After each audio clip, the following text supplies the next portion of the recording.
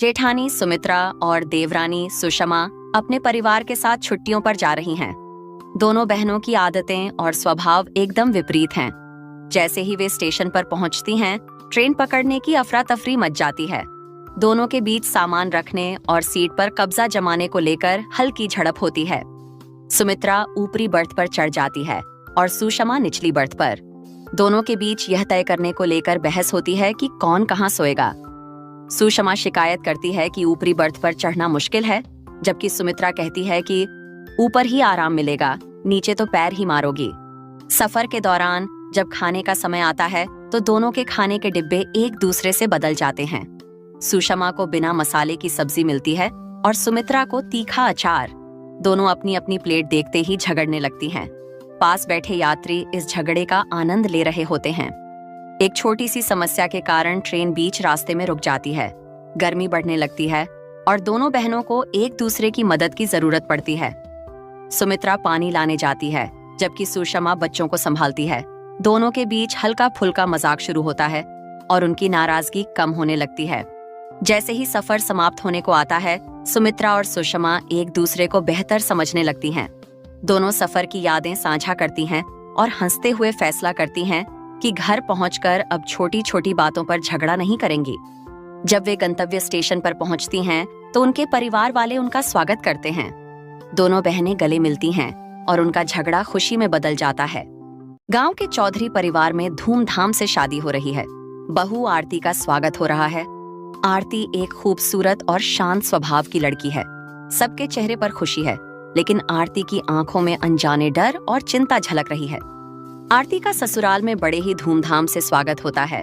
घर की बड़ी बूढ़ी औरतें पारंपरिक गीत गा रही हैं, लेकिन आरती की चिंता किसी को समझ नहीं आ रही। वह बार बार अपनी माँ को याद कर रही है। आरती सुबह जल्दी उठकर घर के सारे काम संभालती है। उसकी सास उसे हर बात पर टोकती है, लेकिन आरती चुपचाप सब सहन करती है। उसका पति रोहन आरती के प्रति उदासीन रहता है। आरती को लगता है कि घर में कोई भी उसे समझने की कोशिश नहीं कर रहा। उसकी सास उसे घर के कामों में उलझाए रखती है और पति उससे दूर रहता है। वह अपनी माँ को चिट्ठी लिखने की कोशिश करती है, लेकिन लिख नहीं पाती। चौथे दिन सुबह आरती के कमरे का दरवाजा खुला हुआ मिलता है। वह कमरे में नहीं होती। घर में अफरा तफरी मच जाती है।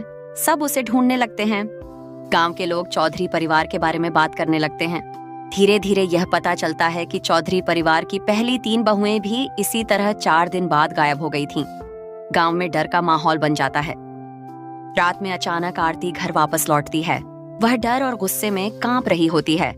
वह सबके सामने खुलासा करती है कि चौधरी परिवार की बहुओं को दबाव में रखा जाता है और उनसे अमानवीय व्यवहार किया जाता है। आरती गांव के लोगों को सच बताती है। चौधरी परिवार की सच्चाई सबके सामने आ जाती है। गांव के लोग चौधरी परिवार का बहिष्कार करते हैं और आरती को इंसाफ दिलाने का फैसला लेते हैं। आरती गांव की महिलाओं के साथ मिलकर एक नई शुरुआत करती है।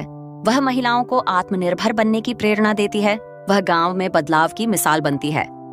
यह कहानी दर्शाती है कि एक लड़की की हिम्मत और सच बोलने की ताकत कैसे एक पूरे गांव की सोच को बदल सकती है।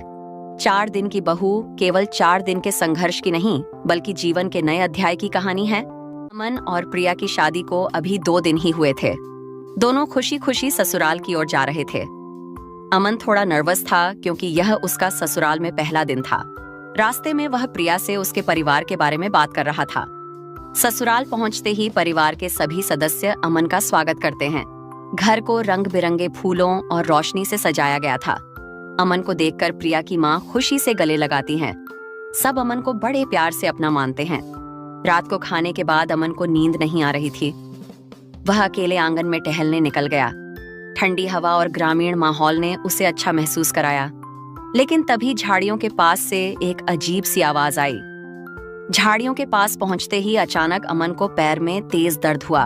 उसने नीचे देखा तो एक सांप ने उसे काट लिया था। सांप तुरंत झाड़ियों में गायब हो गया। अमन दर्द और डर से चिल्लाया, जिससे पूरा परिवार बाहर आ गया। अमन की हालत देखकर परिवार के लोग घबरा गए। तुरंत गांव के वैद्य को बुलाया गया। प्रिया घबराई हुई थी और उसकी आंखों में आंसू थे। वैद्य ने आते ही अमन का पैर देखा और तुरंत इलाज शुरू किया। थोड़ी देर में वैद्य की दवा असर करने लगी।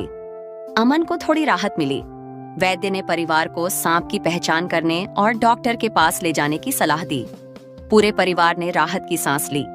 अगले दिन अमन ने महसूस किया कि ससुराल वालों ने उसकी कितनी परवाह की। यह घटना भले ही डरावनी थी, लेकिन उसने परिवार के रिश्ते को और गहरा कर दिया। अमन ने ससुराल में अपने नए जीवन की शुरुआत का फैसला किया। यह कहानी सिखाती है कि कठिनाइयों में परिवार का साथ ही सबसे बड़ा सहारा होता है। अमन का ससुराल में पहला दिन यादगार बन गया और उसने अपने रिश्तों को समझने का नया नजरिया पाया। अगर आपको यह कहानी अच्छी लगी हो तो आप हमारे वीडियो को लाइक और चैनल को सब्सक्राइब करें, जिससे हम आपके लिए ऐसे ही मजेदार कहानी लाते रहेंगे।